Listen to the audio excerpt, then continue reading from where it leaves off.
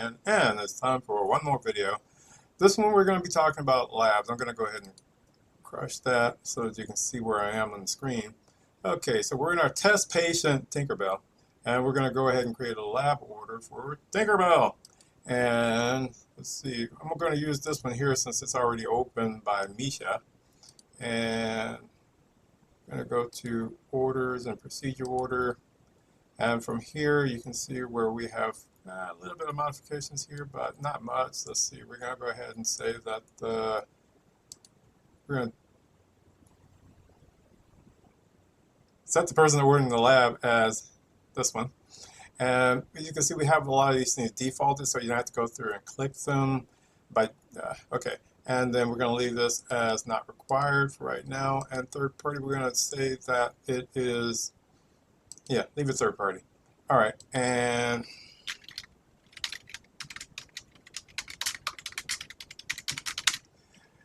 then we put in the description.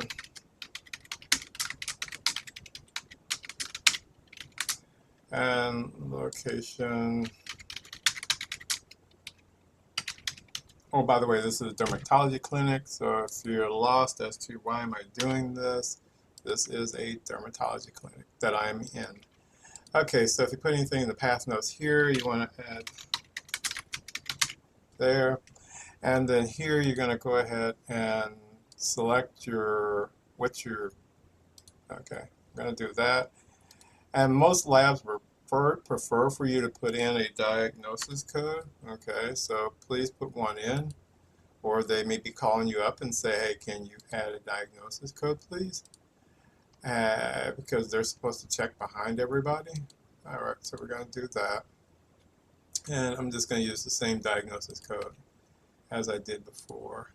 And close that. Now, once I've done that and that, my procedure order is ready to go. Now, if you have the system set up and configured to transmit via electronic method, whether it be SFTP or API, you would just go ahead and click transmit.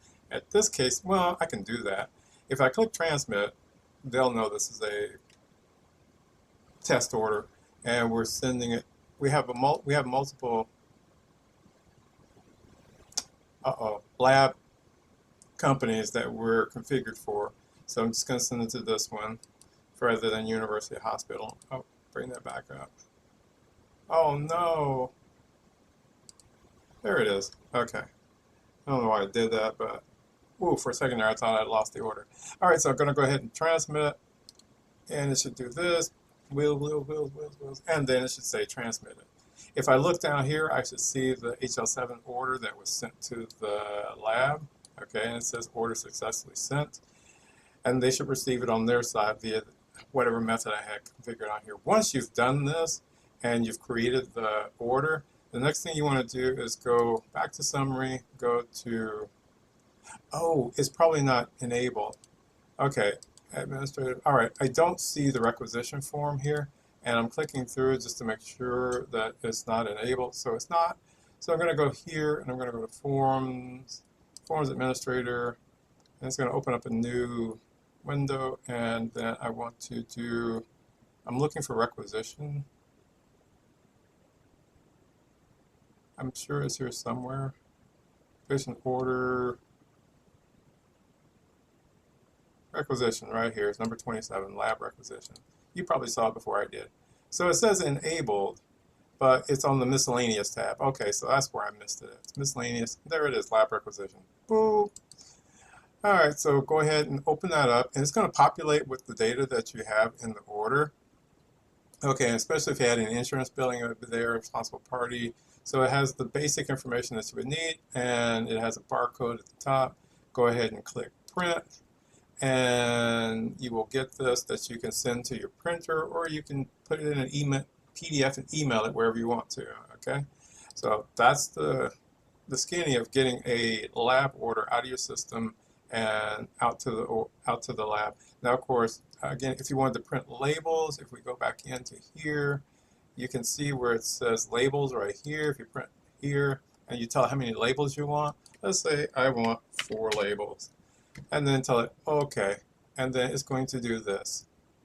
Oh wow, 1, 2, 3, 4, 5, 6, 7, 8. Oh, that's right, because I put 2 orders in there. And because I put 2 orders in there, there are 2 labels per bottle or per order or per whatever I need to do. So it'll determine how many labels you need, and you can print those out and then put them on your bottles. If you have a label printer, then you would just simply go print and then select your label printer and send it over to your label printer. All right, I think I'm done at this point. I'm going to check one more time. Yep, I've done everything. And so at this point, if I were to get out of here and I were to refresh this, okay, I can see my lab order, that the order ID is this, and it's Tinkerbell and the date and time, and what I ordered from, okay. And then we can wait for results to come back into the system.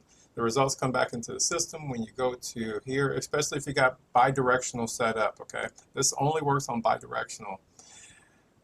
And if I go to electronic reports, this is where I'm going to see any results for all patients. But since we're dealing with a test patient, I'm going to click this little box here that says current patient only, and then I'm going to say for results. And there shouldn't be any, but we don't know until we run it. Oh, there are some for Tinkerbell. So these are all the lab coming in for Tinkerbell. I guess we should have tested. So I'm going to go say resolve orphan files. That's a whole nother conversation, but I'll go ahead and say resolve orphans. And this is going to bring in all of Tinkerbell's results that have been sent to the system. All right. Oh, maybe they weren't for Tinkerbell. Because if I only see 2 orders, and these are just the 2 orders I put in today, 214, and 1122. Okay, so if I do this, now I'm curious. Nope, I don't. Okay, so those weren't only for Tinkerbell, but it's only showing Tinkerbell, so we keep the other people in the system private. And if I were to click here, this is where the PDF is hiding for this lab results, and I can download that PDF, or if your system views it right away, it can view it to you right away.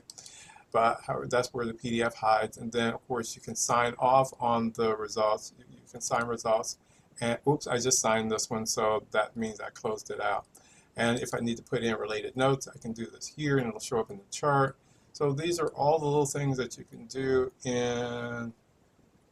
If I do this, there we go. Okay, now it's showing all results. Man, I tell you, I'm just clicking on stuff and finding out things. Okay, so those results probably were Tinkerbell's because I got 214, and those are from the past. But anyway, great. We got everything taken care of, and we got a lot. Oh, so I can still sign results again because I didn't sign the past ones. I only signed the new ones. And I can say latest results only, and it'll show me those. And I can say show all results. Okay, so that's what I was doing. All right, I think I'm done now. I'm going to go take a nap. Sorry about that.